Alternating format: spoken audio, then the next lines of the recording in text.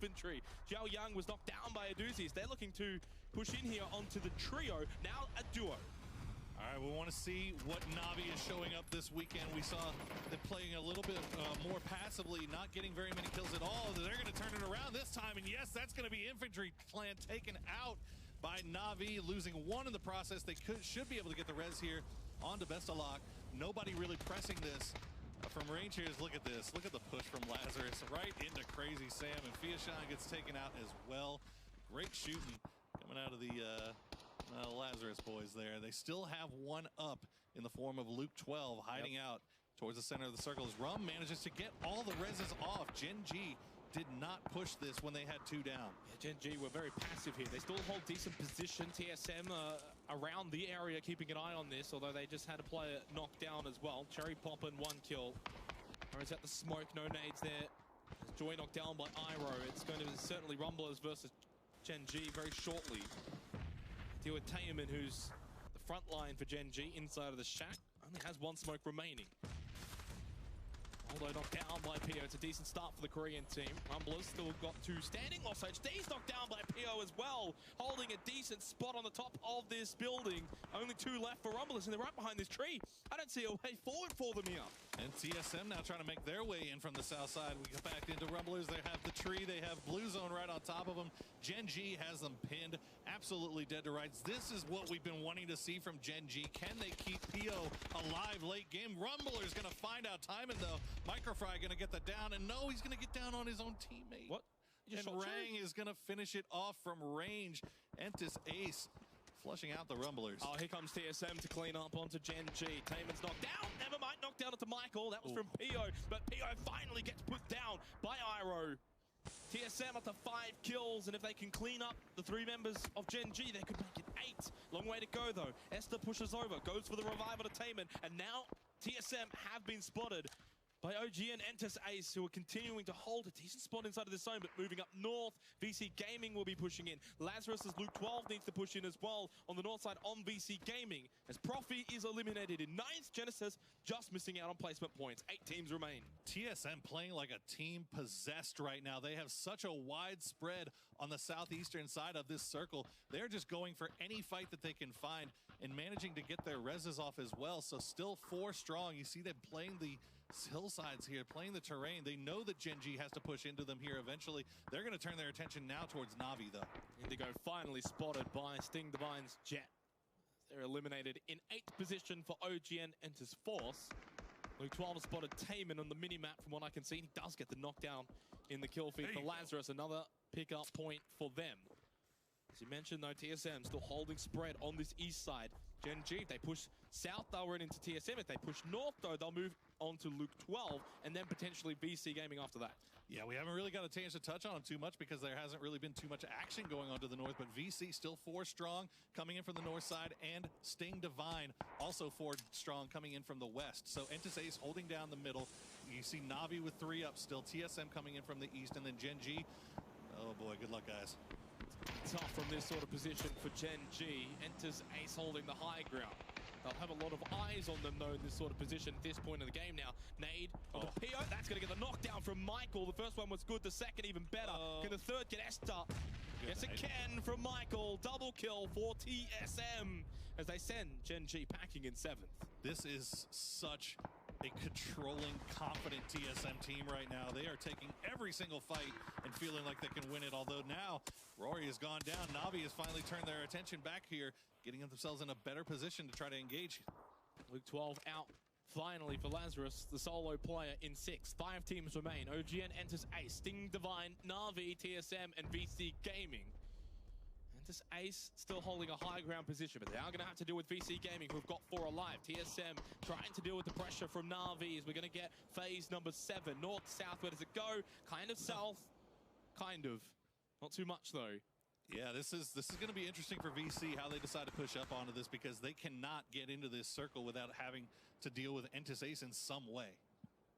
They can't wrap around. I mean, if they come around from the west, they're going to have to deal with Sting Divine. If they come around from the east, they'll have to deal with Entis Ace and or TSM. Or both. Yeah, and meanwhile, Na'Vi is just laughing. If you're VC Gaming, you're going to have to take this fight with Entis Ace as soon as possible. Try and make it quick as well so that you don't get third party. As you said, Navi's laughing mainly because they don't have to get into a fight here for phase 7. Well, you got all 4 of these 4 strong teams all coming around on the nice north side, and Rory's actually going to get taken out by a doozy here from range. TSM pushing up yeah, north. Rory can actually get picked off and flushed as well as the circle has started moving in. TSM going to come from the north, come from the roadside. This Ace are going to have to defend themselves against 2 teams. Rang knocked down onto Domu from VC Gaming, but TSM now have pushed over to this north side position as well. Sting Divine have held their position out to the west, so they're not pushing in either. Mickey gets the elimination onto Tide from VC Gaming. They're down to 3 players remaining, but it's 3 only up for Ace as well. DJ Boy very low. Domu bleeding out. The nades from TSM are causing a lot of catastrophe. Rang eliminated. Joy knocked down as well. Gustav will get the elimination onto Mickey. TSM playing this well. Gustav has to go prone. And this Ace still trying to hold onto the shack for a bit of cover. TSM are just lighting everyone up though. 10 total kills. Joy's eliminated now too. No one is safe from TSM right now, even though they've only got the 3 up. They are the ones leading the charge here in this fight. Can they spot DJ Boy prone in the grass as the last one up for VC Gaming? He can't survive Gustav or TSM. They are steamrolling the north side of this circle. TSM, they have been completely dominant from the word go in this game, and they're just going to keep continuing to wrap around the north side. Alpaca going to try to stay alive a little bit, but he's running right into the waiting arms of a 4-man split from SDV. He's going to hide behind the bush for a little bit. The one thing you can question here, Sting Divine has been able to stay up for this whole time, but they never got involved, and this is kind of going back to what their group phase was like. I don't think you could ask for a better start for the semifinals if you're TSM. Goes south for Na'Vi. Oh, Na'Vi. It does help for them. Sting Divine. Alpaca's still alive for Entis Ace. Although now, as I said that, it takes a bullet to the back of the head from Michael. Good night indeed, Poro. 12 kills for TSM, and they might break the PGC record of 15 kills here in match 1. It's going to be close, but they still have a lot of work to do. Sting Divine playing extremely passively. Run away, run away, run away. Okay, we're good. Oh, that would have been... Oh, man. The low light reel? Reports of the PEL's death have been greatly exaggerated as TSM and Na'Vi still coming in huge here in game number 1. Now, what can Na'Vi do? Okay, at least he got it forward this time rather than throwing into the tree. Oh, that's pretty good. It bounces off and away, though, from Nikki. It was too good for its own good. Michael takes a shot from Turtle. 46 health. He wants to land the shots, though. Wants to find the knockdown so he can allow Gustav and Iroh to push forward for TSM down this hill eventually, because they're going to have to start moving. Blue zone is on its way in 50 seconds from phase 9. It's Senya, though. Na'Vi, the CIS team who's helping out TSM. There you go. Only 3 kills for Na'Vi right now, but they're still up and still fighting. And they have a Sting Divine team. It's basically kind of a question of who's going to get them. TSM looks like they're going to go ahead and wrap around to the east side, and they're going to leave SDV for Na'Vi, as a doozy's going to pick up Turtle. It's down to just Jet and Levi's for SDV. Turtle eliminated by Bestaloch. Nikki goes down to the blue. And as I said, Jet and Turtle, well, it's actually Jet and Levi's that remains, I should say. A doozy, though, going to be spotted by Iroh. Michael knocked down by Senya. And the treaty is over already between TSM and Na'Vi. Na'Vi wants both teams, if possible. Michael eliminated. Bestaloch has moved up into a great position. They'll leave Senya behind as the anchor. Gustav with a knockdown onto Levi's. TSM has still got 2. 13 kills. Levi's is gone. Jet remains for Sting Divine. But Na'Vi, with 3 alive, now look like the favorites to maybe win this game, as Bestaloch will send Jet out in 3rd for the rest of Sting Divine. All right, here we go. We got a wide split coming from Na'Vi. TSM is right on top of each other. Gustav and Iroh are going to die to the blue. There you go. Wow. All right, deny the points. Every point is so important. TSM going to take their own deaths into their own hands with 13 kills in the pot. And Na'Vi is going to come in with the big 7-kill win to start off the day. You can't blame them, though, Paul. No, you absolutely cannot. You don't understand. Here in that spot, TSM think, we're not going to win that. It's very unlikely. All we're going to do is feed points over to Na'Vi. And think about it this way. And what if that's the difference? They know it's Na'Vi. They don't want to see Na'Vi in the finals. Well, not only that, but they don't know. What if Na'Vi's a team that's on their heels at the end on Sunday? Yeah. I mean, look, there's so many reasons for TSM to do that.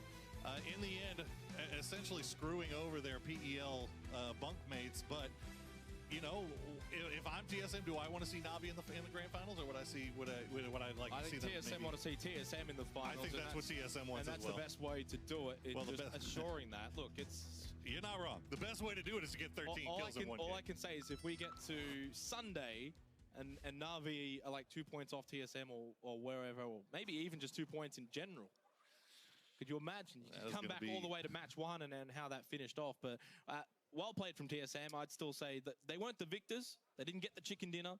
But in my eyes, they were the best team there in that game. Oh, they were dominated. Yeah. They were dominant from the very first kill of the game on Vendetta. I'm sorry. But from that point on, really, TSM was just in complete control. I mean, you saw them spreading out and working their way around the map. You know, they were a little bit passive in Circle 3-4, but then once things started to kind of collapse, they really just took control of the entire area around themselves and made it theirs. Yeah, no, they certainly did. And then obviously Na'Vi got a bit of circle lock. They didn't have to leave their compound. They also were able to avoid Entis Ace, who were on that north side, so they didn't have to get involved in that mess, in that exchange. And they still ended up with a 7-kill win. 17 points, that's plenty for one game here. Obviously 11 more to go for Na'Vi. They're not safe or anything like that. It's a long journey, but it's the start that you want. The platform to build off, it's like the complete opposite of what happened to Vendetta this game. Yeah, also going to give a shout out to Sting Divine, once again finding themselves in the top 5, but with very low kills. It's kind of becoming a recurring trend for them. But guys, we're going to throw it over to the analyst desk to talk a little bit more about this first game here on Erangel. Kalaris, take it away. Thank you very much, Poro. Mr. Man in Black. I feel like he needs one of those neuralizers, and then he can fight everyone's memory. And I'll tell you something, he might need it, because for Toffees, this desk might be a little bit unbearable for just a minute or two, because we had number 1 and number 2 PEL boys. They were bopping. They were bopping nerds. I mean, both of them played really well, but let's be honest, Navi, they got a little bit of circles, just a tiny bit, you know. Well, you gotta take what you can there. They're obviously pushing themselves in a position to get as many kills as possible. We saw Doozy in a really wide flank while Sting Divine still had a lot of players alive. Yeah. But I gotta respect it. If they did not deny those points, then Navi would have the same amount of points or maybe even more. So they wanted to make sure they had the most points out of that match. Let's take a look at the highlights here for our first game of the day. And it was a good one. We had a pretty nicely centered circle just slightly south of Potato Hill. And then from there, everyone had great opportunities. Vendetta runs into a freight train as TSM just comes out of Milta and smashes them at farm. These guys were hungry for a win and a lot of kills, and you could tell right away. TSM is not afraid to push you. They want to have the positioning, and that's why they got so good in this game alone, because they had the positioning all the time. Oh, well, very unfortunate game for Vendetta, actually, because they actually got pushed multiple times in different areas in their home turf. We had an ending very close to them, actually, on the western side compared to where they loot. So very unfortunate for them to go out that early. I mean, I think as this highlight reel goes on, we'll get to see more TSM. This top of the hill fight, Rumblers had a pretty good rotation, got locked out, and we just saw sort of that sort of death road up there was just too much. Team after team getting knocked off on the high ground. Well, they waited a little bit too long as well. They were pushed by the blue itself. You got to make a decision quick enough and just move on. Michael with the nade. Boom. 1. Getting more. 1 more. I mean, it's TSM's hunting for kills, man. They're looking for it. The only kills they're scared to go after is the game-winning ones. The third party here, though, with VC and Hentis, that was just insane. So well played. Yeah. A perfectly timed third party to get as many kills as possible, and then obviously also taking Alfaka here and there. You gotta respect TSM pushing up on the north side, though. Taking so much control, taking over the north side, making sure they can win, they can get a lot of kills. Absolutely. Now the other circles come into them, but they worked with it pristinely there as TSM tried to move up towards the north to try and find some high ground. It was not to be. Na'Vi gets win number 1 on the board. It's about risk-reward. They took a risk, the red houses, it worked out. I will say this, though. Na'Vi with a start with a win, that snowball effect, that's going to be so scary for everybody else. Let's take a look at the points coming in. TSM, 19 points, despite them only getting the second place. Only. And then Na'Vi with the 10 placement points get themselves 7 kills as well. So 19 and 17 points coming in for those two teams at the top of the board. And this is the overall results, which, oh, wait a minute, that kind of looks exactly like the actual placement from that game. Hey! That's weird. Who would have thunk? I mean, it's a big start for PEL. Congratulations. I mean, they did a great job starting out. I will say, like, I guess I'm getting shoehorned into having to, like, back North America here, but they found kills where they were available. They did what they had to do, and they're still fighting to be on the left side of the board. So about Sting Divine, they had a good 2-2 split and start. Actually, a little bit weird split. They had 2 guys going south of Pachinki, going for the quad there and looting there, while you had 2 guys going west, far out towards the field, and just like, way out 2-2 split for a start of the game, but they did manage to group up together. Avenger. And also, really, for this, though, Na'Vi is a B group. They need to get off a good start. Yeah. Get a lot of points today, get a lot of points tomorrow. So if they manage to continue that, they're going to be looking very good before they have to sit on Sunday and just look at the games. We should also mention as well, our lobby did start with 63 players. Unfortunately, one member of Infantry Clan has had to go to the hospital, so we wish him our best wishes as that does continue on. But for now, they will continue to be playing with a 3-man roster. Got to play with the hand you've been dealt, I suppose. To add to that as well, he's fine. Yes. It's a minor medical issue. Yes, so that is that. We're now moving on into game number 2, but we can kind of extrapolating on what we've seen so far. Toffees, I mean, it's a minor medical issue, but it's a big issue for the team. They had a Exactly. really rough start. They're going to struggle going forward. But the reality is they still did better than a few other teams like, say, Tempo Storm. These guys, we expect great things, but they've traditionally been starting slow, and they're going to do it again as they come out, and they go out, and I think, in 15th place on that one. So I think we're seeing some teams that we don't want to see struggle or we didn't expect to are having a little bit of a hard time with this lobby. Well, it's going to happen, but I mean, it's not about how you play in the start, but you got to make sure if you're Tempo Stone, for example, we know that they're really good on doing the comebacks and coming back really strong in the later on in the stage here. So hopefully they can do that already today and not wait until the next game day. I've got to ask you, Ace had pretty decent circles when it came to the previous kind of group stage. Now, they just had a great circle for themselves for a lot of that game. Getting themselves 4th place, it's decent, but it's not, you know, the big oomph that they want. The problem with this exact circle is that once it gets too small, the density of the players is just too high. So if you're in the middle, you're going to be the first one to be looked at from all sides. So VC collapsed on the TSM, collapsed on third party. So in the end, yes, they were in a decent spot for the majority of the game. But, like, they had to fight out and, like, try to make sure that everybody was staying away from them until 2 or 3 teams third-partied them. Being sent is sometimes good, but sometimes you want to be somewhere else as well. Make sure you can get more kills than they got there. Absolutely. Let's take a look at how things evolved throughout game number 1 here of the day as we look at all of these locations. Where could they be going? Could they be going to Zaki? Probably not. Let's take a look at some other spots. We have the plane coming over and the drops being dropped down too. And for the most part, it gave people opportunities to get where they wanted to be. And then the circle itself gave the people decent opportunities to rotate. Yeah, I mean, it's a pretty good plane. The Straw's right up, you know, relatively across the middle. Nobody's really going to have to go north of the river. We didn't see any big sort of fights break out on the drops either. And then we see the rotations of those top teams as Na'Vi start south and just stay south. Yeah, Na'Vi got very big for himself. They didn't get contested by Infantry. Infantry went Snake instead. But look at TSM, though. They're going all over the place here. Well, and that was it. TSM took on that aggressive push really early, picked up points off of Vendetta, and you can see Na'Vi locks into the bottom of that sort of spaghetti compound, like that red house, and they managed to get 3 shifts that just stayed on that house. And that's the hard part about what you said with that hill earlier. Yeah, they're middle, but there's only 2 places to play on that circle, the top of the hill or that red house, right? Yeah, it was slightly unfortunate for Ace, I feel, with their spot because them dealing with VC eventually allowed then TSM to come in and sweep everything. It was kind of unfortunate for VC, I suppose, in that instance as well, no? Yeah, agreed. And also, like, the reason why we showed VC here, that those were the guys moving. They were not top 3, but Sting Divine practically didn't move because they actually looted just south of the area, so there wasn't much to show there. But Sting Divine played that very well. I'm happy to see them start off with this because if they manage to continue, they're going to be one of the teams in the finals, guys. Sting Divine had a lot of space to move around on the west side, though. I was expecting them to third party more on the fight between, what was it, Antus Force with Genesis and Tempo Storm. Sure. Basically, they could have come in from the south there and make sure that they could grab a few free kills, more or less. All right, it is time. We're getting into it. It's game number 2. This lobby, A and B, will go head-to-head once again on Erangel as we head over to the commentary team for all of the action. And welcome back once again for game number 2. I am Poor Swords. Joining me once again is Xenox.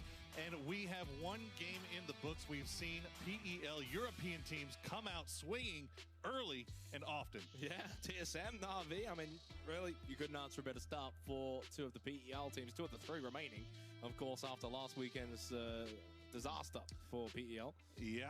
I mean, things obviously not going so great for the bottom half teams of the PEL, but when you think about it, FaZe, TSM, these, you know, Na'Vi to an extent, Na'Vi had probably one of the weakest weekends I think I've ever seen Na'Vi have in a tournament setting.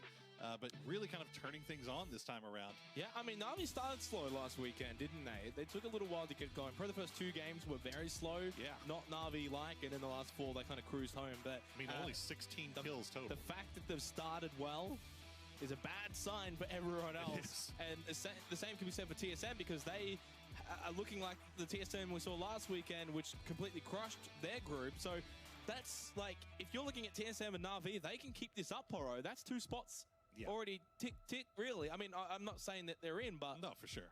I mean, but... It's looking likely if they can continue this form, is what I'm saying. You absolutely can't deny the TSM coming in looking like world beaters right now, but that was in a circle that was pretty favorable for them, so it was pretty much set up pretty nicely for them to have a nice game there. But you can only play the game that's in front of you, well, right? You saw Na'Vi on the map that we saw, the AR map. They had to rotate pretty heftily, and then obviously chose to hold that compound, and in the end got rewarded for it. And for TSM, they got rewarded for their aggressive play on that farm push against Vendetta. If they don't do that, if they play a bit more passive, try and rotate away from farm, they probably don't have that sort of game. So you got to give credit where credit's due. You can sit here and say, oh, they got fed. The circle ended up on their position. Well, they had to fight to get to that position. That was ballsy from TSM at the start, going into farm like that, encroaching. You could see it when they got that initial elimination onto non-reg. They didn't actually know he was holding that spot. What if there was 2 members of Vendetta holding that? They could have picked up a double kill onto TSM, and the whole game's flipped on its head. Yeah, ain't nothing lucky about 13 kills in the tank. Yeah, I mean, those guys... Definitely not. And the kind of the way they were working, just holding the whole east side, was just a pleasure, a joy to watch as we check in on some of the other boys. We got about 45 seconds before we get into game. Check in on Na'Vi. But what I'm interested to see, and this is not just the bias in me, okay, but I do want to see how Vendetta's going to play this farm spot, because obviously we saw it in that game 1. They weren't comfortable. TSM punished them for it. They realized, hey, these guys are not comfortable in farm. Where are we? We're in Milta. We're like right next door. Let's go and punish them. Vendetta's got to make sure that if they're playing in a new drop location, they can't be split that much to the point where that can happen. Yeah. So I mean, that late. Well, yeah, exactly right. I think that circle, because it was so central, sort of baited them into that sort of split. That's true. I could see it happening. Well, guys, we are heading into game number 2 here on Erangel. As we see Na'Vi had our first win. Let's see who's going to take home number 2. And what we saw from last weekend, and just general, right, when you have these short format tournaments in PUBG, you start well, you tend to finish well. Oh, absolutely. Absolutely. And you definitely don't want to have to be digging yourself out of a hole from the very start. We saw it with Atletico last weekend in the elimination stage, and what happened in the end. There you go, answering one question right off the bat. Yeah. Forget a farm drop. We're going prim. They have said that they might go prim if they're not comfortable with farm, and I would say that match 1, they looked like they were not comfortable with farm, and I think that answered that. And it will be interesting to see, because I think coming out of prim will be a safer rotation for them. It might not be a better one, but it's safer. Because when you consider farm and who's next to you, got TSM around that area, you got all these teams that are going to be pushing out of Pachinki, etc., and Snake with infantry. Like, you're literally in between infantry and TSM, and rotating out is going to be dangerous. Yeah, speaking of TSM, not an easy mill to drop for them, so they dropping on the military island here, going to be taking a little bit longer rotation. Yeah, and this is just teams reacting to the plane path, obviously. The other thing with Vendetta going to Primorsk is they're the first ones out. They're the first ones looting. They can get their loot, depending on how this circle pops. This might work out for them. As you said, TSM, instead of Milta, they're going to go military base, and that's going to work for them too. Yeah, we don't often touch about the real impact that the plane path does have. This is one of those. On the mid and late games, but this is definitely going to be one that is going to have an impact here as we see where our first circle is going to go. Wow. We are going to the southwest, Vendetta. Now, this is interesting because it's kind of a bait circle. It is. Most likely, this will be something like Acker Fields. Well, this is, and one of the things you brought up is that, having the circle land on farm last time for Vendetta, it felt like they were kind of baited into taking a little bit longer and maybe you think it might happen again? Slow, and now we have a similar situation. So I feel like this is, now, the interesting thing to note for this Vendetta roster is the old Chiefs, if you remember from PGI, they got a couple of members from that roster. They used to loot in the Gaka fields. So they actually know how to play these circles probably much better than the match 1 circle. So interesting to see how that'll play out. Of course, we keep an eye on Pachinki, but Genesis enters fourth. Nothing's going to happen there. They've got their invisible line down the middle of Pachinki. And TSM, obviously, they're going to be pushing out of Milta, going towards Lighthouse Bridge, which means they'll be pushing past Ferry and potentially Na'Vi. Yeah, Genesis and Entis. Now, I don't think Na'Vi is going to be going up to any bridge camping strats here. Probably not. Na'Vi not typically a bridge camping type of team. They will most likely start heading towards the center of the circle, trying to find somewhere good to play on this particular side. Because, you know, you look at it right off the bat, I mean, what is that? Maybe 40% playable in the Give or new zone. take, yeah, I agree. You know, and there's only a certain amount of really strong positions and that you would want to take in early. That's if you consider a place like Primorsk as playable. Probably not. Yeah. No one's going to be wanting to actually go there. So well, that's the thing. I mean, it's like you look kind at of like Quarry up. Yeah, you know, I mean, you look at the hills maybe where SDV is, or half of SDV is, just off to the east of Quarry. Those are typically kind of sought after as a spot to play towards the late game, and you can kind of see everything in the fields around you. But you know, there's only so many of those spots on in these circles like this that you can kind of gain a whole lot of information from. So most likely we'll see Na'Vi and the teams that are already in there try to make a run for those right off the bat. Now, what's interesting looking at the total rankings already, of course, TSM, Na'Vi high up there in terms of double-digit points already. If you're GTX, if you're Vendetta, you're on 0 points here. Match 2 is so crucial because it can start to snowball, Poro. You can find yourself going into match 6 so far behind already. Genesis again going with all 4 in the one vehicle. Now, they've got a couple of players around them. Mickey from Entis Ace, and you can see Sting Divine there as well. Just to their left, shots from Genesis. They're the ones who have got to be careful, though. Saying that, no one's going to be actually getting out of their vehicles. I think they'll be fine. I think they'll be safe. Yeah, this is some extremely scary stuff right here for Genesis. It looks like they're going to go ahead and pull off on a way. I think they might have been trying to go for a cutoff there and see if Sting Divine was going to bite on it. That would have been more risky for Genesis, I think, than Sting Divine. It might have been. I mean, well, especially considering the fact that there's another car, another vehicle in there. Oh, and speed bump. A little bit of a speed bump here as they make their way in. Gonna be careful though, because as we see, Na'Vi already on the move here. We're pushing into Na'Vi territory. And now this is where Genesis do have to be careful, but I think they've found their destination, which is around just north of Na'Vi. They're going to lose Profi. We want to make sure we hold on to that car. They're going to need it. It might potentially. It's the only one we've got. Maybe not, though. I mean, considering this circle, I mean, I don't know if they're going to need the vehicle that desperately. Oh, Mickey. Mickey been running into a lot of friends. As you see, he's down to about 5 health, 10 health there. As you see the rest of the boys coming in through the trees behind him. Looks like Mickey, Na'Vi once again a doozy right there. All he's going to take is one bullet. Yeah. Doesn't find it. Doesn't find it just yet. Very, very. Oh! Ooh, there it was. Last shot from a doozy. He just wanted to make it look more difficult. He really was, as Mickey playing with fire, dancing too close to the sun. But look at this now. Entis Ace looks like they might want a piece, and Entis Force coming in as well. Yeah, they're going to be pushing in right onto the warehouse. 4 up for Na'Vi. Senya's going to be careful. Pestilotch versus Doya. Oh, nade being thrown in. Was it KO? Doesn't matter. Pestilotch realized he moved away from the container just in time. Nade thrown from a doozy towards Seong Chang, who actually got locked outside, and that's going to be... He got knocked down. His team, I think it was Indigo, actually locked the door on him. And H-Win will oblige and pick up the knockdown. 3 teams here. Genesis, Na'Vi, and Entis Force. Hold the door.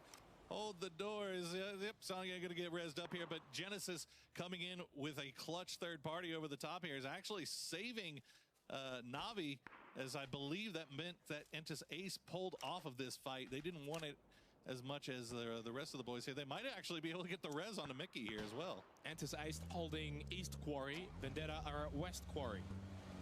Or west of Quarry, I should say. So Quarry already becoming congested. Na'Vi wanting to group up with Poker Molodoy. So they didn't even have all 4 members here. As you said, Genesis kind of helping a little bit there for Na'Vi. I don't know how much they were really helping, because Entis Force weren't necessarily in a position where they were going to be able to collapse onto Na'Vi. It was a bit of a skirmish, but that was all it was going to be. But it is so congested around this area. Now down near Ferry Pier. TSM, Gustav, spray on a Summer. It's quite good, but not enough to get the knockdown. Who needs the knockdown when you can just blow up the dust here? Iroh picks it up for TSM, and they continue. their domination so far for day one of the semifinals. And look at how low Domu is. As one more shot. Michael, can he find it? Not an, oh, I thought he was going to do a doozy there, Poro. That was so close. He does manage to escape for now in this game. So even despite that incredible shot, Mickey does get res there for Entis Ace. So TSM are going to be... where are they going to be pushing? Yeah, this is interesting. I'm just looking at the map, and I didn't see a whole lot that's open for them. I mean, anywhere around Quarry is now taken. Entis Ace, Vendetta, Genesis, Na'Vi, and the Force are all there. How'd you get out of here, buddy? Leo, this is not your team. Oh, he's possibly 12 in the grass. It's quite sneaky. He doesn't go for the flush, though. Alo pushing over. Now he will go for the flush because I think he realizes he's in a world of danger. Purdy, Curdy, and Alo do want to be careful peeking over this ridge line. And Leo now gets a bit of time here to change his position up. He might find another one if Lazarus are not careful. Lazarus is just sitting here wondering, what the hell is this guy doing here by himself, all alone? Is scared. Leo realizes now he's getting some backup here. I mean, has Lazarus taken too long, Poro? Yeah, absolutely. They have they had no information about what was going on over here. Now he's going to come over the top, and he's going to pick up Alo. That's another down, and it's going to get flushed immediately as GEX is just throwing a complete wrench into Lazarus's plans here. That's not good. Uncivil's just near hospital, so he's not even going to be able to help out Purdy Curdy. They might be down to one here if GEX can find Purdy. Sophia pushing up, they're being aggressive. They played this quite well. Credit where credit's due for Leo in that scenario. For GEX, he really kind of gave him that front line, opened the door. Phase 2, we'll see if it's interesting. Oh boy, it goes out far west. Man, okay. So a little bit less than 50% out of play here as we see more shots getting sent over the top here. Uncivil's trying to protect his teammate. Do they think he's at the rock, or do they have to know he's at the rock? Where else is he going to be? I mean, it's a big rock. It's the only thing you can hide it behind, but unfortunately, it looks like, actually, fortunately for Lazarus, it looks like Uncivil is going to protect his teammate from range here. Yep. And keep him alive for now, at least. I mean, that would have been handy about 2 minutes ago.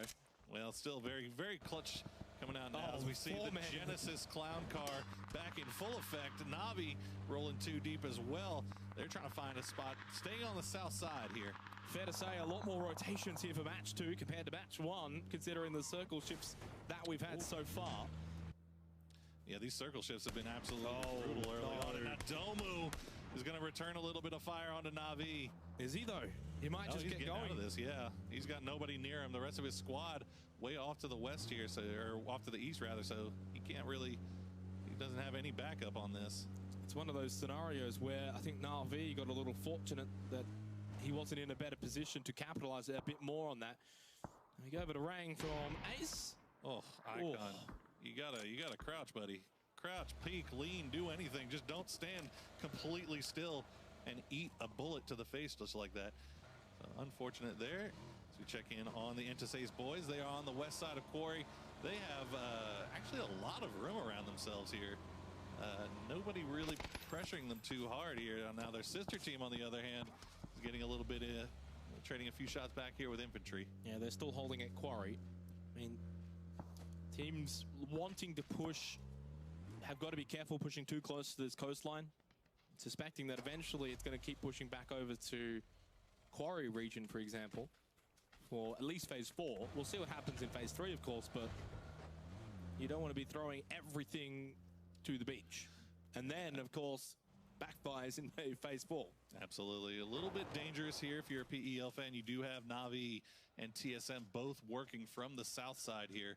So chances are that they run into each other pretty high as the circle starts to make its move more towards, eventually going to come back towards the east. I don't know when it's going to be. We still have one more. We still have circle 3 to go. And this is, anything can happen for phase 3, right? It truly can here as we check on tempo. They have a nice little 2-2 split going on towards the middle here. Nobody pressuring them too much just yet. But it getting a pretty good I like Tempo's position more in terms of center of the zone. Yeah. They're more likely that it's going to shift back onto them for phase 4 as well. They might not have to move maybe for the rest of this game, depending, of course, how it plays out. TSM, 1 kill. Down south, I've actually spotted a crate. Iroh is going to go over and get that. Na'Vi. Doozy trying to find an angle onto Rory. He needed to land those first couple of shots. Now he loses it. Well, this is going to attract a little bit of attention from Entis Ace as well. As Mickey, you can see, hearing those shots go off in the background. He does have the rest of the squad with him, working the hillsides. Looks like they might show a little bit of interest, but right now it looks like TSM and Navi just going to hold stance. Here we go, phase 3. Have we got any more interesting circles up our sleeves? It goes north. Okay. Wow, it's gone just about every single angle you can think of so far for the first 3 phases. This is pretty decent for quite a few teams because there is a lot of that congestion up north. The teams that were struggling to make it down to that quarry region, who had to hold up north, have stayed there, and now they get this circle. Rory in a bit of trouble for TSM, has got Gustav on the other side of the road. You can see him just pushing up that hill to your left of your screen. Senya pushing over. Will he spot him though? Oh, Gustav coming up at the top right at the worst time here for Senya, as it looks like Navi finally turning things. As soon as they saw that circle pop, they wanted to turn their full attention here onto TSM. It's only 20 seconds till this blue moves as well. Both TSM and Na'Vi won't necessarily want to take this fight. It's so far south of the circle. It would be probably ending up disastrous for both teams if they take this sort of fight.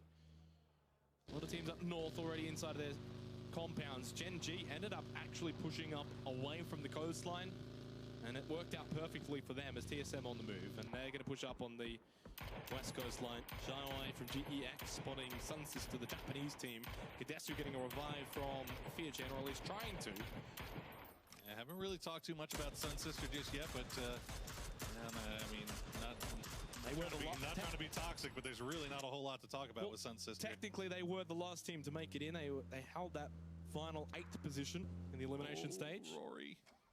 He hears all this going on top of him. And then, meanwhile, it looks like the North American teams are coming alive in the kill feed there. It's finishing off a couple of the Entis Force boys. And yet, Rory just going to play it a little safe here. He had an angle on this, but the rest of the team just calling him back. And they're going to go ahead and let Navi make their way into the southern part of the circle. As we check in on Genesis, they've got the full attention of Sting Divine. 14.5 minutes gone finally. We might see a fight here. For match number 2, K-Mine with a nade, knocked down onto Levi's. Gen G is going to get involved. Third party from Esther. Nice knockdown onto Jet. Sting Divine coming up second best here, and they are down to just Nikki. Nikki is by himself for Sting Divine, who had a decent match 1, picked up 7 or 8 points or so. Nikki spotted. Nikki flushed him immediately. K-Mine. Genesis on to kills. Sting Divine out and lost. Just like that, Sting Divine goes down. They're getting shot at from range here by Tempo Storm.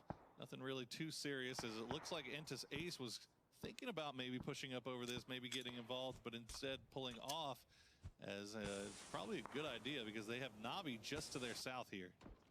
Vendetta spotted down by TSM. They're down to just Edge and Non-Reg. Non-Reg with a knockdown onto Gustav as TSM push up. Michael and Iro getting close by. They might just leave Gustav for Rory to go get the revive unless another member of TSM gets knocked down. Then Rory's probably required. So Rory goes for the revive. Iro and Michael holding closer towards Vendetta. And if they get that revive Poro push up 4v2, and the way that TSM is playing, it doesn't spell good news for Vendetta and the 2 boys. And they've only got 45 seconds to deal with this. Phase 4 is now shifted far out to the east, right on top of Tempo Storm, kind of like I said it would a couple of phases ago.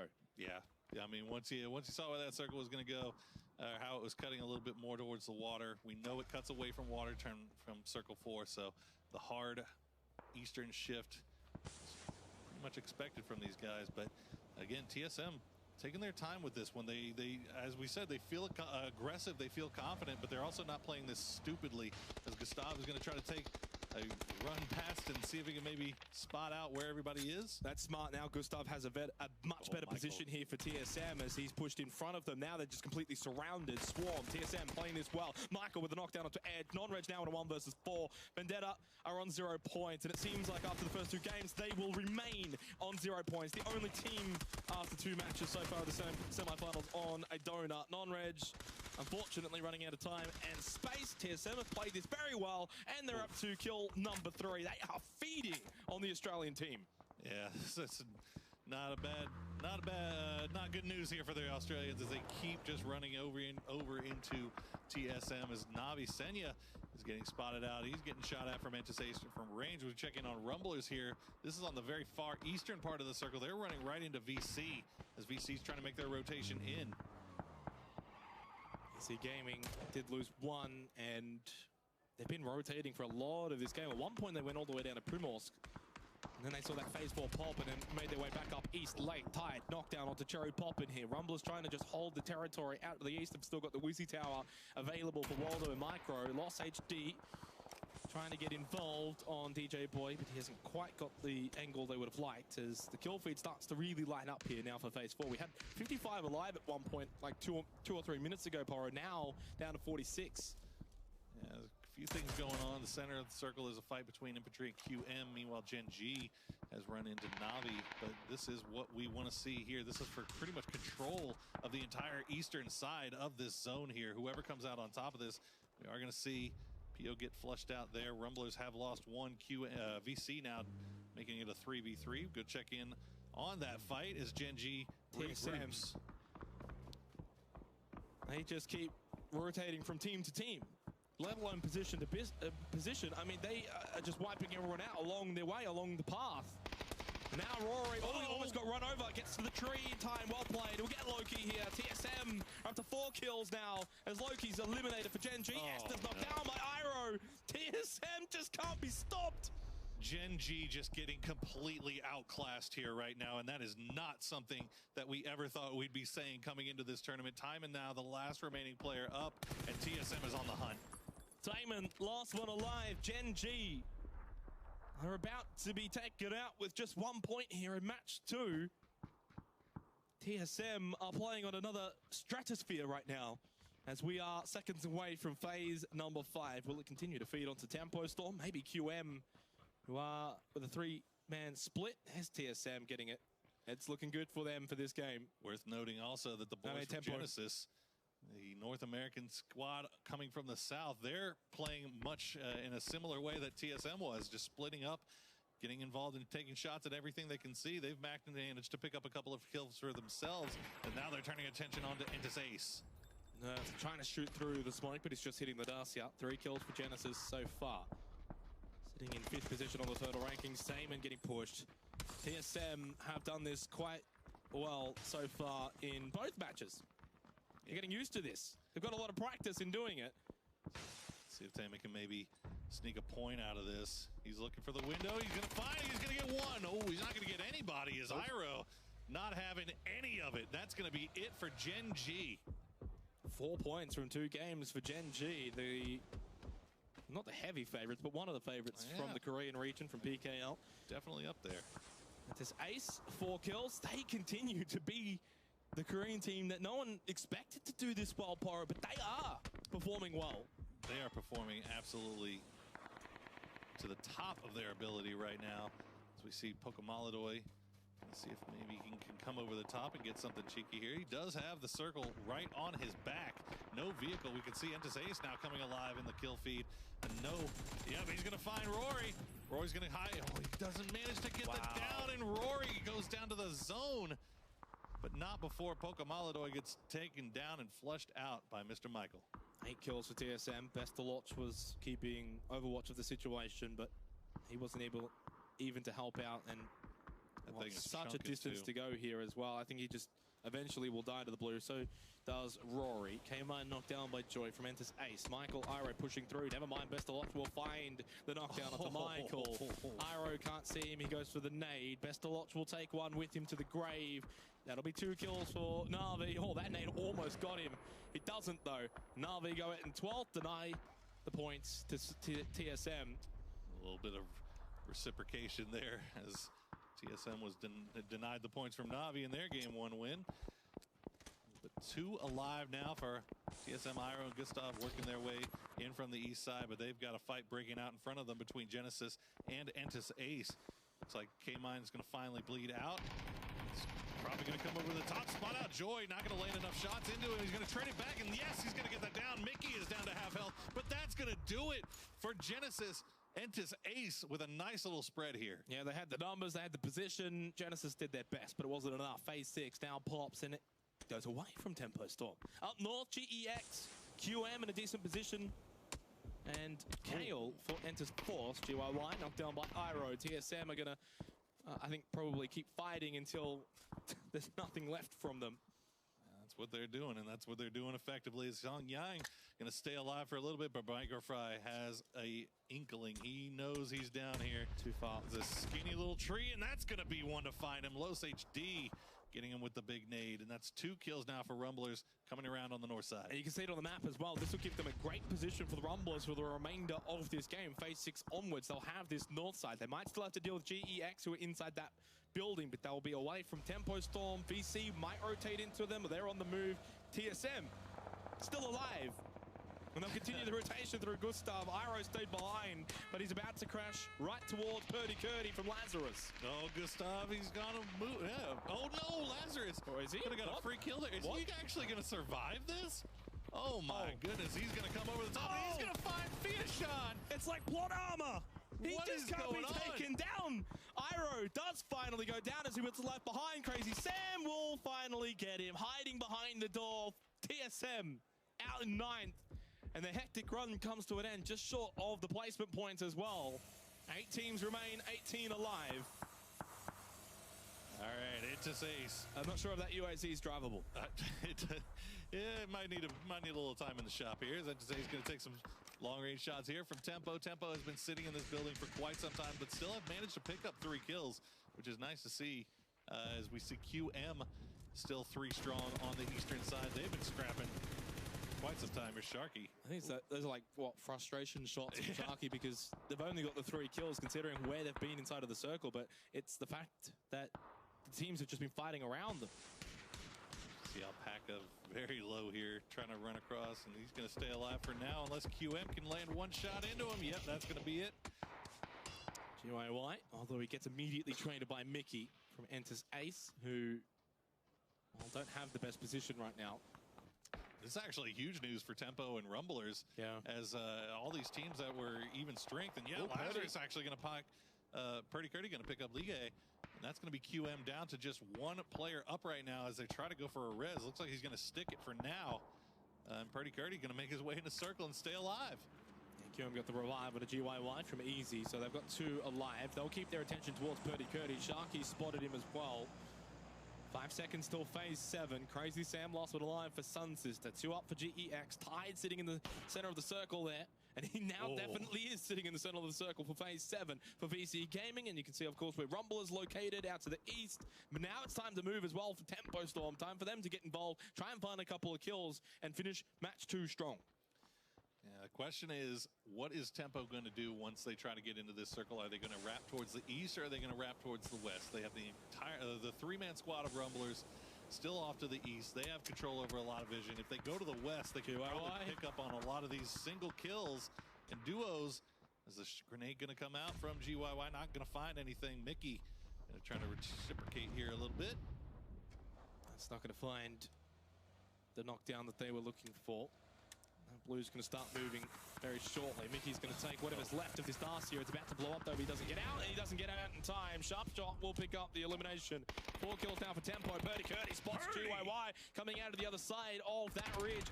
Easy's there, and Easy with an easy headshot onto Purdy Curdy. Lazarus out in 8th. And QM can get the revive again onto GYY. It's like the 3rd one. Who's keeping count here anyways? Rang is going to try to outrun the blue zone, avoiding the shots from Tempo. He does break line of sight. For now, he's going to come over the top here. It's only a question of who's going to get the kill here. And actually, it'd be huge if... Sharky. Good job. Sharky going to leave it nothing to chance here. As Tempo going to wrap in and stay to the south. Might look like they head a little bit towards... Yeah, they're going dead center here. I mean, they might as well. They've got the numbers advantage. They're the only team with 4 alive. The next best is Rumblers with 3. And Rumblers have been quite passive out on the edge of this circle rather than pushing in, trying to take power of the zone. Which is fine. It's understandable. But now you can see where Zampa's position is on the map, and it's pretty decent. Only Tide's maybe in a better spot, but Tide's by himself. He's not going to be looking for a fight here. GYY with a knockdown onto Kane over towards the west of the circle. Shay Wei pushing up for GEX, finds the headshot onto GYY, which I think if he goes down, he's going to bleed out in like 1 second. He's been knocked 3 times prior. The nade thrown from Shay Wei does get the knockdown onto GYY, and let's see how quick he's going to bleed out. Easy staying alive for a little bit longer here. He's gone. Yeah, he's a GYY. You're done, buddy. But I mean, look, you can't take anything away. QM has been just fighting, scrapping, tooth and nail for everything they've gotten so far in this map. I think they have about 6 or 7 kills here, and they still have Easy trying to stay alive for a little bit longer, but he's got to make his way into circle, while GEX is not forgetting about him. They have a priority on the north side. They're just waiting to see if they can maybe spot him out. This is actually working out quite well for Tide for now. I don't want to jinx him, but Tempo Storm looking towards Rumblers. GEX and QM have been fighting. As this progresses, Tide might find himself in a position to maybe, just maybe, come away with a win for VC game. We'll see how it plays out. It all, I think, depends on how Tempo Storm and Rumblers do. Of course, if they really damage each other, someone comes out alive, but it's only like 1 or 2 remaining between the 2 North American teams. It could be a chance for Tide. As Easy is going to be spotted by Shy Away out west. He will be eliminated. 4 teams remain. Tempo Storm, GEX, VC, and Rumblers. Tide had vision there on Zampa. It's just a question of is he going to take a shot here. Shy Away actually going to take some shots over at Tempo. That might force Tempo to pull back a little bit here as they do finally start landing a little bit of damage. Not getting any downs, though, as we see game 1 belong to the PEL, and TSM and Navi game 2 now turning over to the NPL. Not just yet, though. Not just yet. Not with GEX and VC still in this game. And the fact is, Rumblers and Tempo Storm, considering they've got the numbers, they're the ones that are being more aggressive. They're fighting each other here. Smokes are out, utilities are being used, but it's a matter of time going into phase 9 that we're going to see Tempo and Rumblers take the fight with each other, and then I presume GEX will third party this. Yeah, you can see GEX is just wanting to hang out on the edges here and just take shots in. But Tide, oh my God, as soon as he gets a spot, there's the center of the circle. You can see just how far Tide is away from it. It's not far. I mean, he could be so influential here, as you know, when he decides to perk up and maybe take shots. I really hope he doesn't give his position away, but I think he's just thrown out a smoke in preparation for his eventual departure from that spot. Sharp shot knocked down by Lost HD. Now it begins between the 2 MPL teams. Lost finds a second one onto Sharky. Quick headshot. It's gone horribly wrong, but Luke finds the knockdown onto Lost HD. Can't find a second with a transfer. Wow. Oh, Rumblers have just rumbled. Tempo Storm out in 4th position, but Here Rumblers are low. Are they going to get the revive onto Lost HD? Otherwise, it's a 2 versus 1. Tide is still in this game. They have time to get this res here. GEX looked like they might have been pushing onto this, but they just pushed up far enough to get into a bush and get a little bit closer to the center of the circle. Rumblers still haven't stuck the res. 1 nade available for Kane. Does he just go for broke, try and throw it into the smoke onto Waldo? Oh, Tide's been spotted though. He doesn't even know where to shoot. Oh no, for Tide, he's out the 3rd. Shy Away with a knockdown of the Lost HD. Never mind, it was the elimination. Micro does get the knockdown. That's what you want. Now to 2 versus 1. Kane holds the spot though, close by to Waldo. He gets up, he gets 1. Can he find the second one though? They'll get the win for GEX. Both Kane and Micro are low. They don't know where each other is though. Micro wants the high ground. Kane trying to rotate to the right. He spots him in the grass. Kane gets the win for GEX. A 10-kill win for GEX. What a clutch performance at the end by the duo.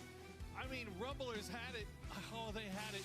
It was so close. They came up off a great fight with Tempo Storm. GEX bided their time, waited to the moment, the perfect moment to strike, and actually just destroyed. Oh, what a great finish there. I mean, Rumblers were low from that fight with Tempo Storm, but to their credit, Poro, they won that fight. They did. They did. You know, I mean, you could argue, did they have time to maybe go and get the res onto Los HD? Did they have the time to I mean, you could see that they were expecting to get rushed.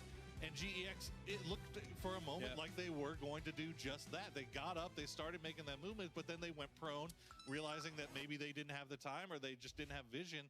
And, you know, in the end, Rumblers, I mean, you got it down to a 1v1. It was so close, but GEX, clutch shooting there. And Kane with the trigger discipline as well to not give away his position early on. We saw Shy Away was the one who got the initial knockdown and got Rumblers down to that 2 versus 1. And then, of course, Kane was able to spring up from behind. I don't think they were expecting that. They were probably expecting Kane to be in a similar position to Shy Away. He wasn't. He snuck up. He got the 1 versus 2 in the end. And GEX come away with a very crucial win.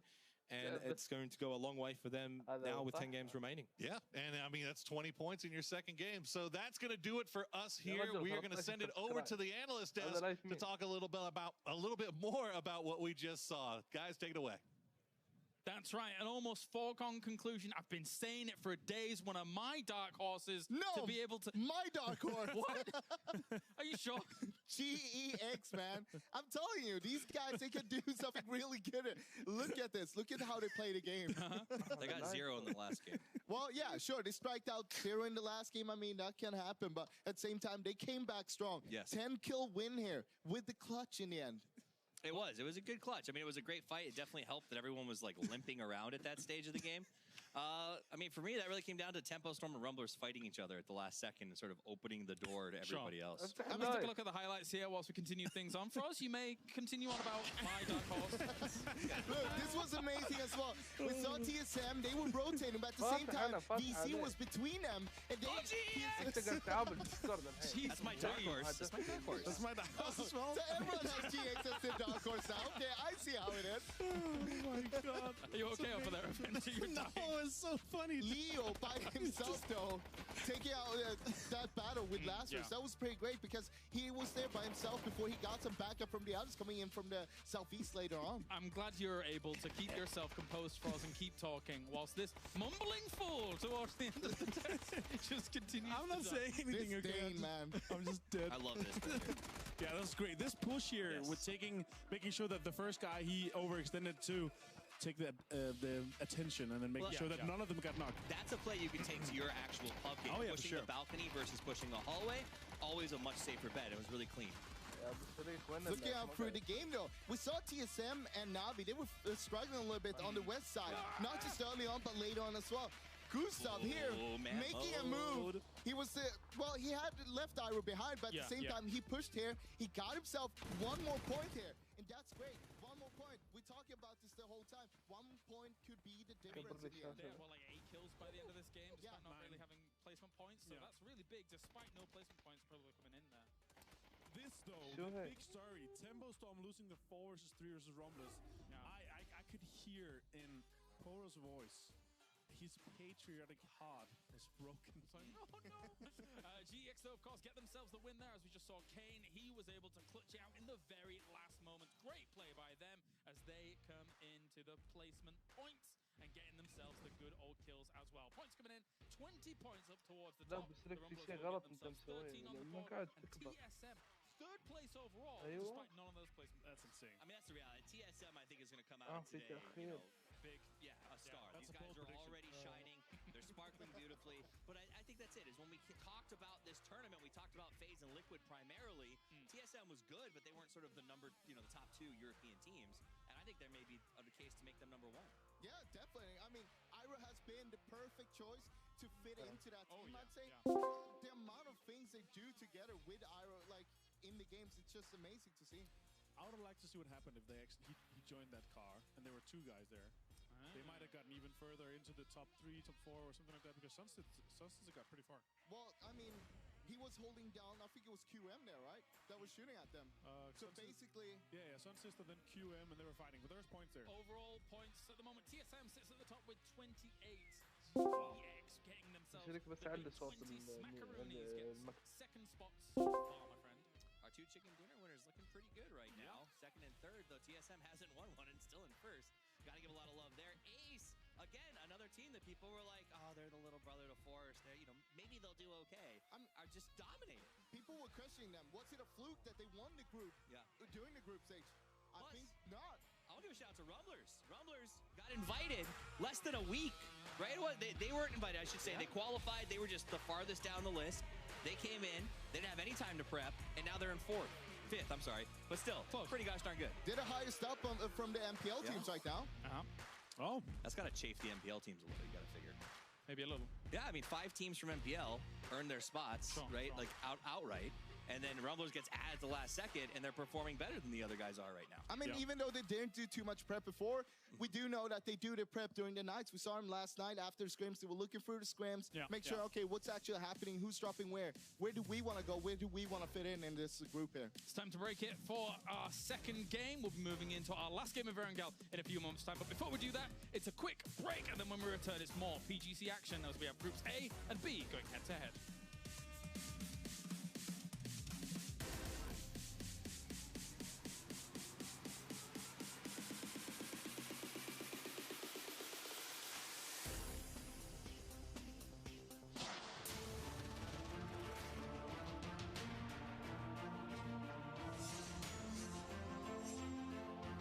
Exclusive black equalizer brightens dark scenes without overexposing bright areas. Color Vibrance allows for more realistic and vibrant colors. It also provides the convenience to tune colors in-game, making you see the change instantly.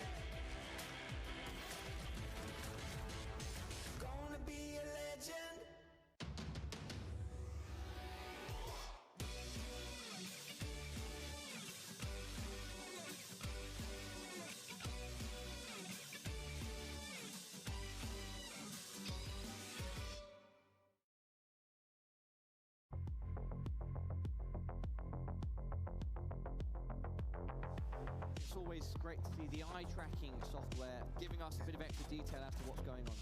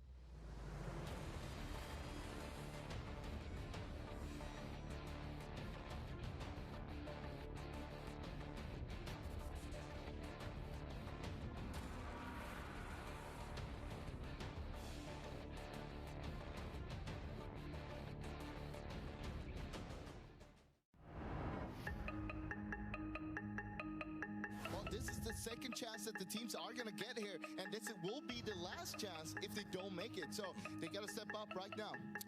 Every chip that they have left is on the table, and these teams have to go all in. And for some of them, like Liquid, the deck is stacked against them, where they've got to really, really push out of the gate hard to sort of get that momentum to catch up to the top teams. I think it's going as expected, except for Team Liquid. That's the only, Team Liquid and Detonator. I'm surprised they're in this lobby. See, Detonator's in a little bit of trouble here. Yep, okay, a lot bit of trouble as they go out in 12th place. That is bad news for that squad. As you can see, they were sitting in 13th going into this. One team for sure that's going home. Maybe G2.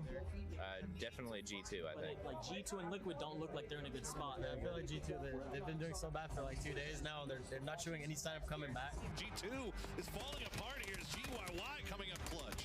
Nelo's left in a very, very difficult situation, to say the least. Ellis doing everything he can to keep G2 in this. That would suggest that he doesn't have bandages, he doesn't have stims, and he also no longer has a place on this server because G2 are dead. They're teams that, they're so powerful that they can just come back with back-to-back wins or, even insane games. 4 versus 2, Team Liquid are returning. Do not count out Team Liquid. 11 turn. Made some good zones for us. Yeah, good zones. Yeah. About time. About time. We've had only hardships from us, so it's been really rough. But at the same time, we've been playing like shit. 방금 뒤에 미키드가 1등 했던 것처럼 저희도 1등해서 세미파이널까지 노력해봐야죠. Looking risky. Oh, detonator. Oh, no. Right now, the last remaining player up for the squad from Korea. And that's going to do it. Detonator, 16th place in this one.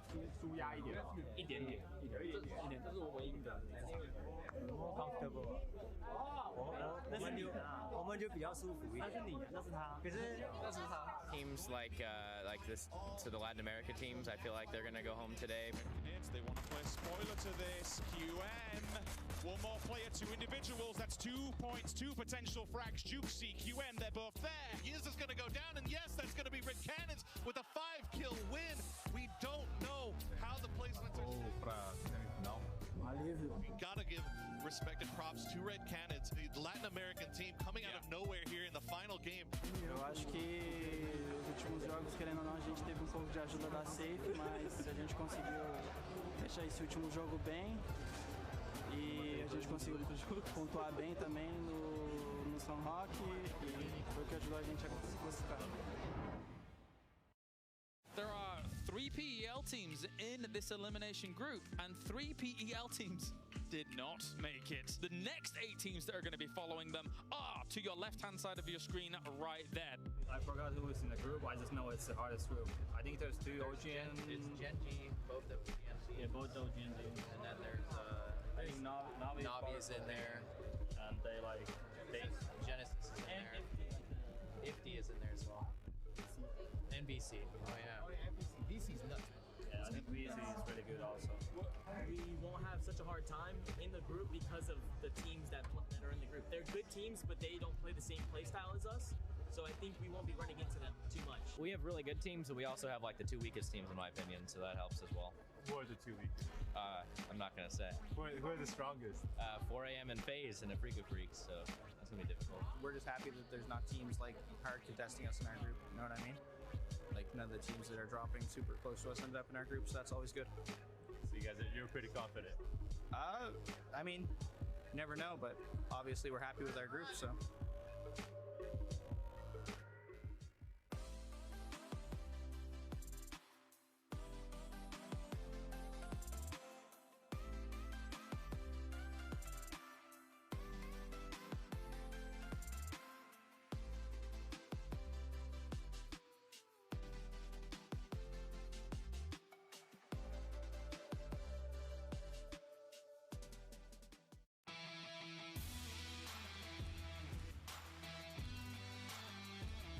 Here we are, getting everything set for games number 3 and 4. My name is Matchroom, and I am joined by Paperthin. We're going to be going back to Erangel and then one more Sandhawk. Been some feisty games that last round. Pretty interesting. Evil circles coming to play, and you guys know how much I love those. You open for a few more? Oh, I am very, very ready. Right now, TSM is playing out of their minds. Honestly, Matchroom, and I was talking to you a little bit about this during the break, they are starting to remind me of what OMG did last year at PGI. They are playing aggressive. They are sneaking up on teams. They're third-partying incredibly well. Everything I've seen from them today has been near flawless. Absolutely no fear coming out from TSM right now. They have so much control in their play style, and it's coming up huge for them. They're just netting so many kills. I mean, they're getting great position as well, but it feels like the kills are that engine that's just pushing them up that leaderboard, and they're fighting with anyone. If they see it's Navi, they're not afraid to go in for a scrap. They'll just play around any section of the map that they can, and they just feel comfortable. Yeah, they've blown up 2 of the top teams from Korea, Entis Force and Gen G, basically taking them down. I mean, they got a little bit of help with a third party in the first game, and I know it's okay. Tell us in your heart. In my heart, I am not really satisfied with the way that Gen G and Entis Force are playing right now. To me, they look scared. They don't look like the confident team that they should be. Entis Ace is playing their game. Love what they're doing. They're diving center circle around phase 3 or 4 and just holding down that position as best they can. That is their game. They are sticking to it, and that's why they're up there in the leaderboard. Secret for success from Paperthin. They're coming, and all you got to do is have the confidence. Plane path starting up over Zarky and ending in Milta Power. So a couple of early drops coming in there. You can see Navi making a little bit of a modification, it looks like. A lot of teams probably going to be dropping right out from the center. I feel like the last set of circles in game number 2 were the catalyst for the action. We had a very centralized circle in the first game, very calm, reflective, not a lot of interesting rotations coming into play.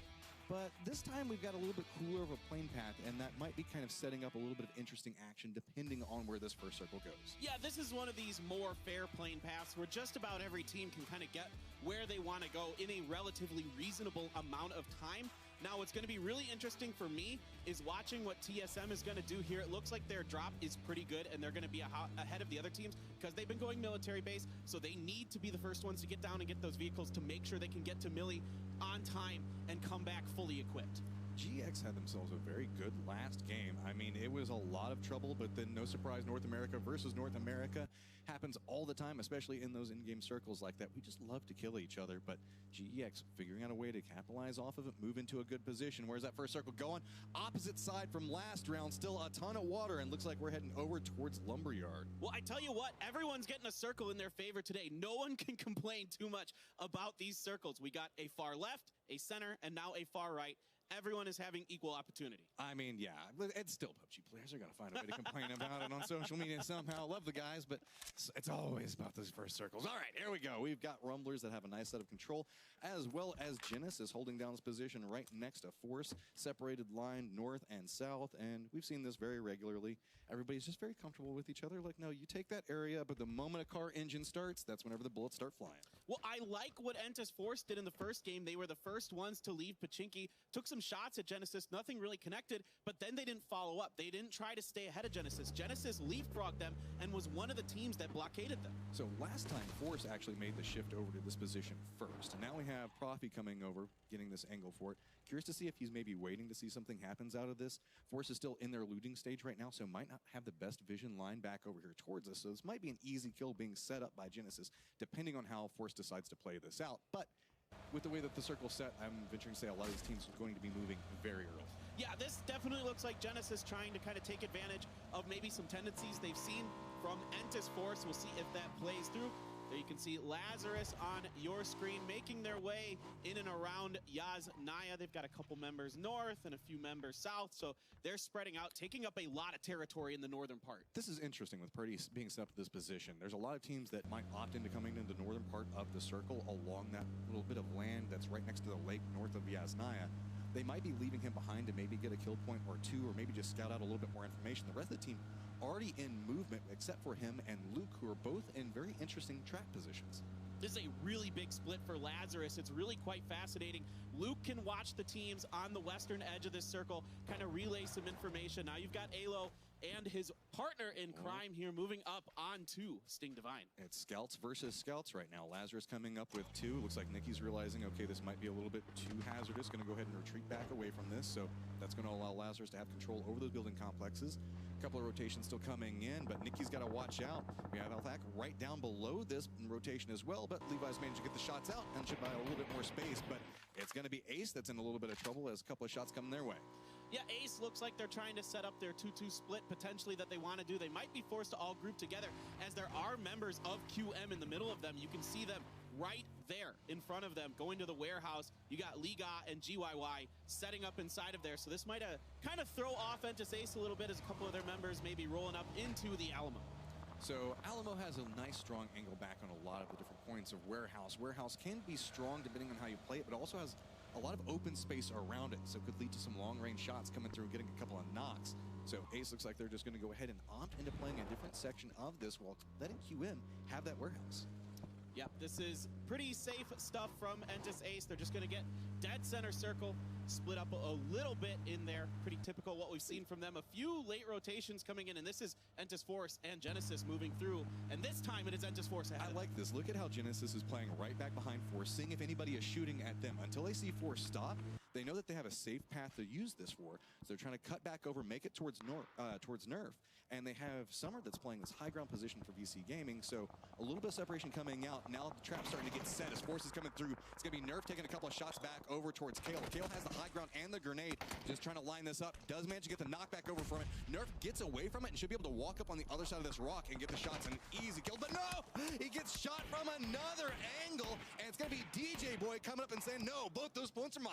Wow, Wow, DJ Boy steals 2 points here. Longster getting in on the action as well, as now H-Win is down. K-Mine trying to get the smoke, seeing if he can get the res onto them, and that is 2 members down here for Genesis if H-Win does go down. If there's one thing players should start taking notice of, trying to play this location early in this stage, probably phase 1 into phase 2, it feels like every single time you go to the top of those hills around Shelter, just so you know where the entrances are, you're gonna get shot. And a lot of these teams are trying to opt into it for a safety play, trying to play center of circle, and it just hasn't been working too well for them.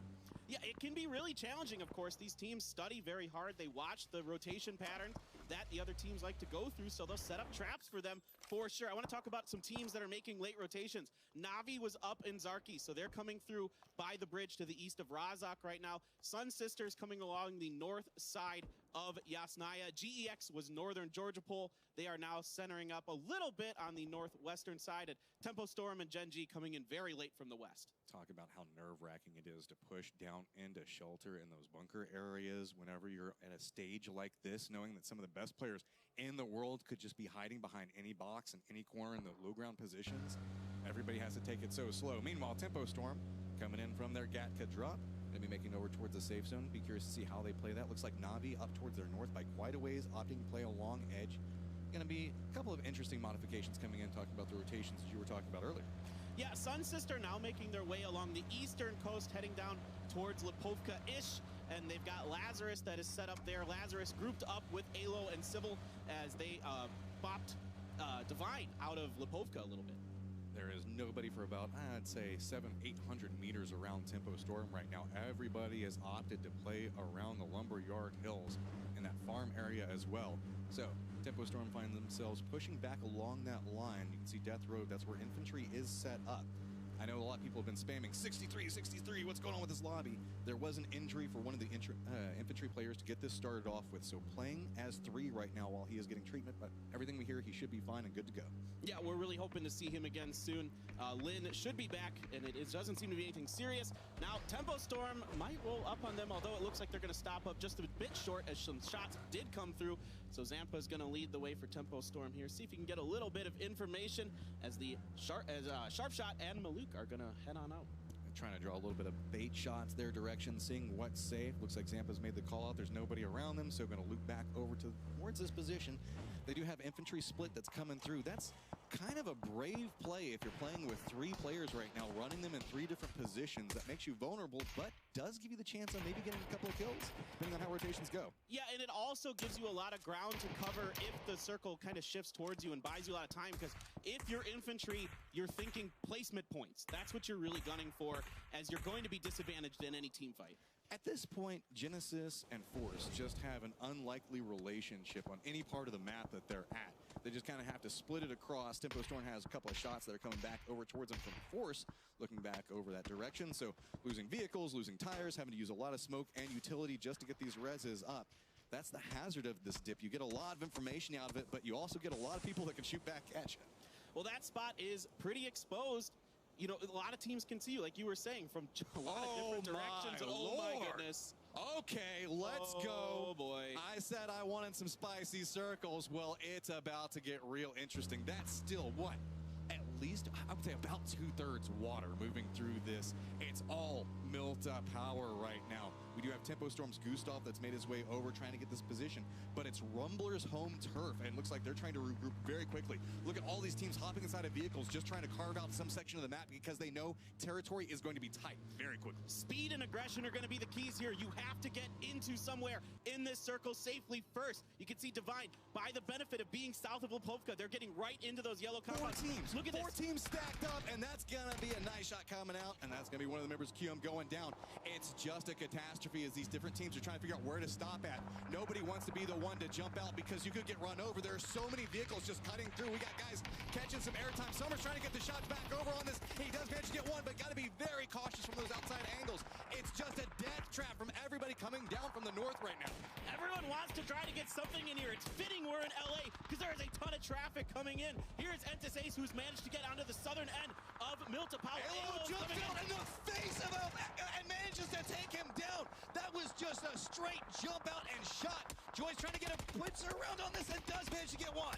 At least Joy is able to get 1 point here for Entis Ace, but Alfaka caught a little off guard there. There is just so many cars going by. There just had to be noise everywhere.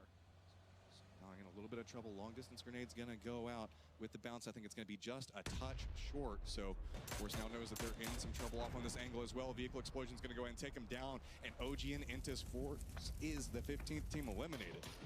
It just a unfortunate situation for a lot of teams coming into this circle. A circle like this, it just gets crazy, and you have to be one of the first ones in here. Entis Ace has got 2 up inside, but TSM, love TSM's position here. If anybody was watching the PKL, this is a position that Danawa took and ended up winning in a very similar situation. So we've got Ace still holding the southern part of Milta Power, looking back towards TSM. TSM still 4 members strong. Gen G, like they're trying to carve out a little bit of section of this hillside that can have some nice sight lines for it. Na'Vi has just opted, nope, we want nothing to do with anything that's happening on the side of it, but there's still teams taking some shots, and that's going to be QM. Nice awareness, thinking, okay, maybe somebody's going to go for the boat on this, but not a lot of people that can really play this position. Even if we see Na'Vi make it past QM, TSM is already holding the land that's just a little bit to the south of this, can take the pot shots, and there's no safe entry point for Na'Vi to make it back landside right now. Yeah, there's no way. TSM is going to make the call onto this. Easy peasy, 4 potential points here if they can pounce on it quickly. You can see Gustav already has eyes on them. He's going to be calling in the reinforcements from TSM. They might only need 1 or 2 over there. They don't need everybody. There just aren't a lot of good spots for Na'Vi to land until they get to the beach, but TSM is all around this peninsula. So there is the little bit of a beachhead that's just to the south of where TSM is at, but further south than that, there's those cliffs that sometimes people try to like climb up on. Infantry is holding that position right now, so there's just no good entry point angles for Na'Vi. Looks like they're thinking about just gunning it in. You can see that they're turning the boat back towards that beachhead, thinking about just trying to pass through everything, but that's going to put them closer to everybody on TSM. The spray's starting to come out. You can see a little bit connecting, and there we go. Na'Vi is just dusted. There was just nowhere for them to go in that boat. There was too many teams around the outside of Milta Power covering those angles. Just that's the nature of some of these brutal circles. You try something unorthodox, but it's just not working. So you can see a lot of people still trying to play around Milta Power right now. Rumblers opting into factory. They have complete control over it right now. It is back towards the southwestern part of the circle, so a couple of teams might be trying to encroach, move into those buildings just on the outskirts away from it. You can see, I think that's going to be Vendetta that's making the push over towards it. Uncivil just looking back over towards QM, trying to get a little bit more information for this as infantry and a lot of people starting to roll up thinking, okay, we just got to start making a little bit more dangerous of pushes into this. Genesis trying to figure out what they're going to do because they have GEX just to the north. Yeah, they're west of the circle right now. There's only 2 members left here for Genesis, H-Win and K-Mine. Some decent shots and a nice knock coming in here from H-Win with that SLR onto Leo of GEX. Now what is GEX's response going to be? They have just maybe enough time to get the res, but if that circle gets close enough to Leo, he's dead to rights, and it looks like they are going to abandon him. Genesis still making the plays around this, but have to be so careful. Gen G playing the low part of the hill. They do have a shack to work with, but you can see so many different angles that they're weak from. PO goes for a spin back around, hits a little bit of damage, but says, no, okay, this is just a little bit too hazardous. Loki is on the outside of the safe zone right now, looking back towards GEX, trying to figure out how they're going to make a push onto this. Loki's just trying to find the position, knows that somebody's around. It's going to be Esther going down inside of that, so now more pressure back over towards Gen G. Are they going to be able to spot out? No. Does line it up. Can he get a little bit of vengeance back for his teammates? Trying to get a little damage off there, but UAZ is going to reposition back behind the tree, and Loki is in a lot of trouble right now. I was going to say, this is going to be a real gut check moment for Gen G, but it is already starting off very poorly for them. Esther is gone. PO is knocked. Now we're jumping over to Tempo Storm in a battle with Vendetta. Vendetta, a shaky start to the day. Tempo Storm with a solid game number 2, despite coming out with that and maybe not the position they would have liked. They would have liked to have won that. Oh, a good grenade from Kane is going to trade with H-Win. A lot of skirmishes happening on the outside of this. Loki's drawing a lot of tension. This firefight's just taking a long time. Still very early. Blue's going to tick hard. He has to be very cautious. The moment he starts pushing along this direction, he's going to have so many people looking back towards him. Shy away, trying to figure out where is this coming from. Loki's taking a lot of damage off of this. You can see the Blues ticking him down right now. He's actually holding a lot of time for this because you can see Genesis in a similar position. They're kind of caught up fighting another one of the Gen G members, and that's drawing a lot of attention out and away. Otherwise, GEX might be able to take the shots for him. Tempo Storm, Vendetta, still just kind of hold it up inside of this. Tempo Storm doesn't want to push the upstairs yet. It's very, very dangerous to make that push up those stairs, and you can see Vendetta set up in a lot of positions on the outside of this, waiting for the push to potentially come. And look at who's outside. It's Edge by the door. I'm real curious if Tempo Storm has any kind of inkling that Edge is over there, because once they start going up the stairs, Edge is going to be the one who wants to come in the back and clean up Tempo Storm. This backstab could be big. They're starting to make their way up that stairwell. Edge could sneak up right back behind him. He has the angle, goes for the shots. It's going to be nice shots coming from there. Maluk steps out, gets it down onto one, separates away from this. It's turning into a lot of trouble. There's Molotovs down inside of this position. Zampa has gone down for Tempo Storm right now. Vendetta's critical motion is off on the outside of this, not capable of helping a lot in this, and that's a really nice, sneaky place to go for a res. So now Vendetta trying to regroup with their last two members. Well, that just shows you how good Sharky's game sense is. Way to just know that somebody was going to be waiting around that corner and is able to out-duel Edge there, picking up one kill for Tempo Storm. And Vendetta is backed off for now. Circle is mostly centered up because we needed to move away from the water, so not much is really going to change. Genesis is just a little bit outside of the circle by Genji. GEX to the north. Tempo Storm is running a 2-2 split from this position. They have two members back down towards the south, but you can see Gustav trying to spot out what's going on. He's got Iroh back behind him, but Gustav can end up sneaking right up into a position next to QM, get some shots over this, and they'll have a lot of outside control of Milta power. Depending on where these next circles go, they can have a lot of force that they can just kind of influence everything that's going on. Gustav takes those shots, doesn't get the down. Plan's starting to fall apart on that, so retreat back away. Iroh taking a couple of shots onto it, maybe regroup, try to find a different position to maybe try to make that play from again. Well, I want to talk about TSM's positioning a little bit here and why I really like this in a circle that shifts this hard to the southeast. Ooh, some good shots by Nikki. It is you can see a lot from where TSM is, and now they're making a huge 2-2 split around Milta Power. This is basically going to give them vision of everything that is on the other side of the circle from them, assuming the circle shifts away from them to the west. One thing we should note is Sun Sister is playing the low ground right now. Anybody that wins these fights up towards the north, around where we're looking at right now. And GX, this is ambitious. Let's just go ahead and bring a vehicle in, and let's just put ourselves in a crossfire between everyone in the world. And see you later, GX. You managed to make it in, but then you lost everything in the end. Yeah, that was a risky push, to say the least. They were in a bit of a pickle, though. Not much available for them inside of the circle. All the good compounds already claimed. And there's actually a lot of flat ground inside of this circle. So there isn't a lot of room to work with. Stink Divine sitting on 4 right now. They're kind of the guardians of the north at this time. They've got a lot of space and control, and they can influence rotations depending on where this next circle goes, but they also have a lot of flat land around them. If they have to move, that's going to be very dangerous for them. Tempo Storm making their push back over on this angle, and nice shots coming out from Waldo. That's going to get a lot more space. Tempo Storm now going to have an easy opportunity to make that push. Waldo inadvertently providing some cover fire, but Taman is going to find H-Win, get a kill for himself, a point something for Genji to hang their hat on a little bit. Now K-Mine trying to return the favor here. Here comes a smoke from Taman as K-Mine is up behind this US. He has a tire blocking him from Taman for now, but on the bottom of all this is Sun Sister, who is now starting to put shots at Taman. Sun Sister, and we also have Sting Divine that can look back up this hillside. That's why everybody's just clutching to cover right now, and you hear all these shots just peppering into it. Have to be very cautious. The circle's gonna pop up, and just nearly got away from that.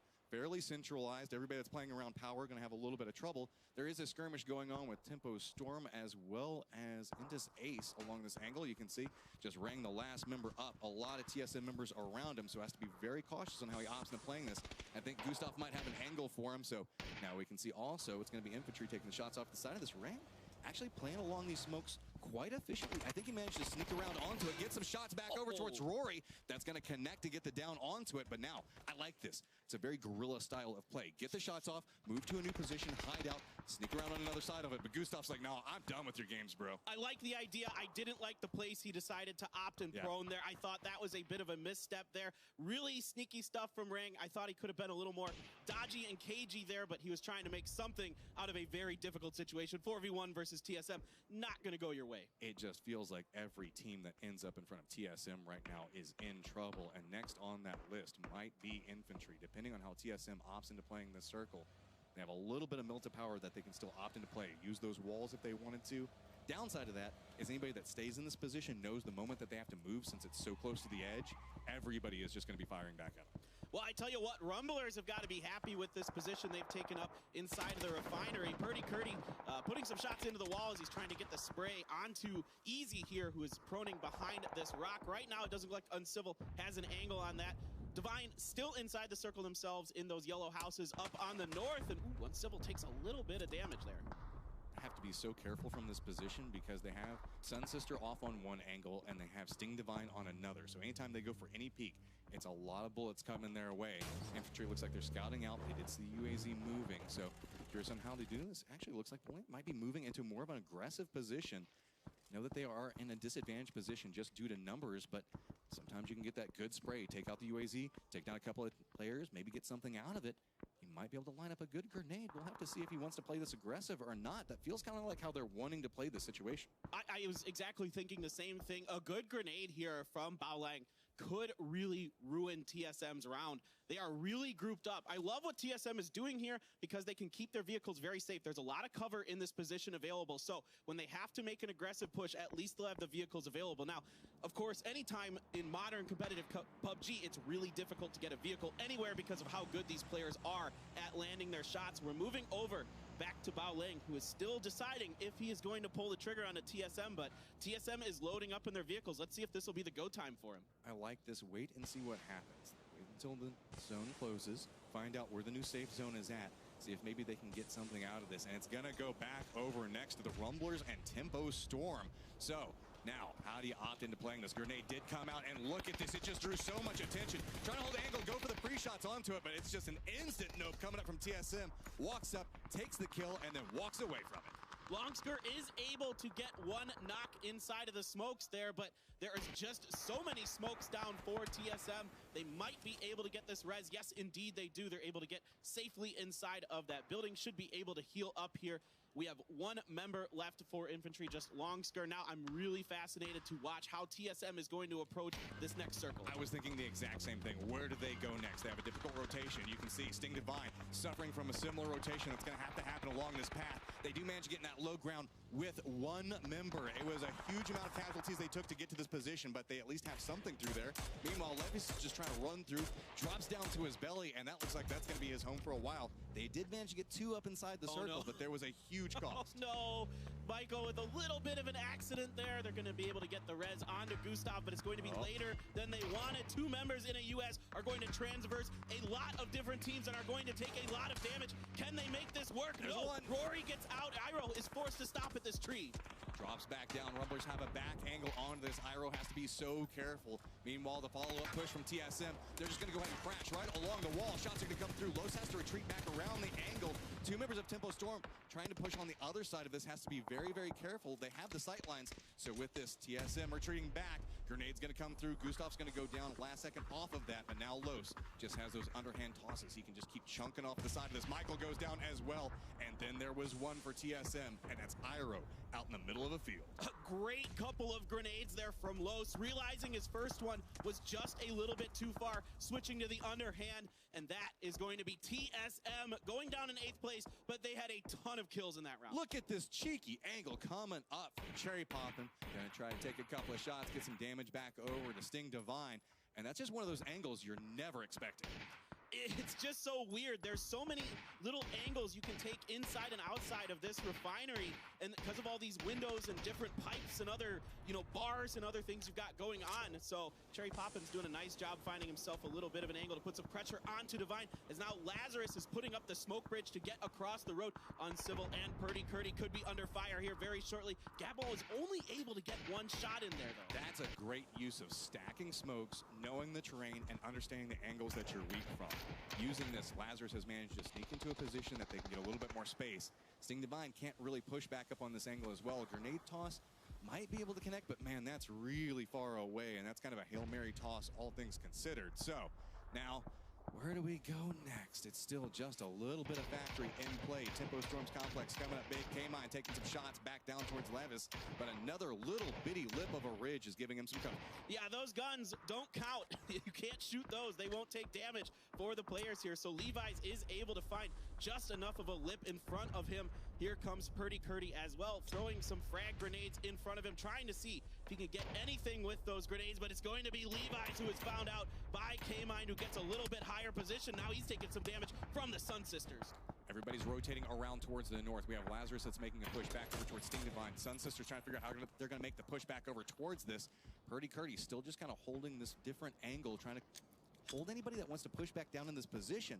The problem with it is, how is Sun Sister going to move? They have the numbers right now, but they're towards the tail end of this movement. That's going to be Sting Divine going down, and a little bit more space, but now Purdy goes down in the exchange. Purdy is knocked, but 4 kills already for him in this match. It looks like Cherry Poppin might be able to finish this off. Yes, indeed. Now Uncivil is coming alive, finding the Sun Sisters on the backside as Rumblers are putting shots into them as well. 10 kills here for the Rumblers, who are doing a fantastic job holding down this facility. They are playing off of so many interesting angles right now as everybody's moving into these open terrain. They can just have free reign to shoot at whatever they want. K-Mind follows up with another nice headshot. Somehow Genesis is just clinging to life along this edge, and they're managing to get every little point that they can out of this game, and that's going to stack very quickly. I mean, this might come down to a 4v4 of the Rumblers versus Tempo Storm. A NA duel. I cannot wait for that. That would be super exciting. K-Mind is stuck behind a rock. You do have critical motion left from Vendetta, just hiding as a solo behind some logs there in the northern part of the circle. So that might be the key factor in this final situation. So we have Tempo Storm that's off to the west, Rumblers down towards the south. Critical motion, and a little bit of an interesting spot. I don't think that anybody might be expecting it at this point. With 9 alive, these 3 teams active, and it looks like Microfry is going to hop in the UAZ, go for a little bit of a push out. I like that. Switch over to the cars, the secondary seat, see if maybe you can get a shot off onto it, but a little bit more control, and that's going to pay off as they are going to be in the new safe zone. Tempo Storm just has to hop over buildings. Critical motion, also still in the safe zone. Yeah, Microfry probably didn't want that UAZ to go quite so far. Could have been blown up anyway, but probably would have liked to have kept that a little bit closer. At least you can utilize it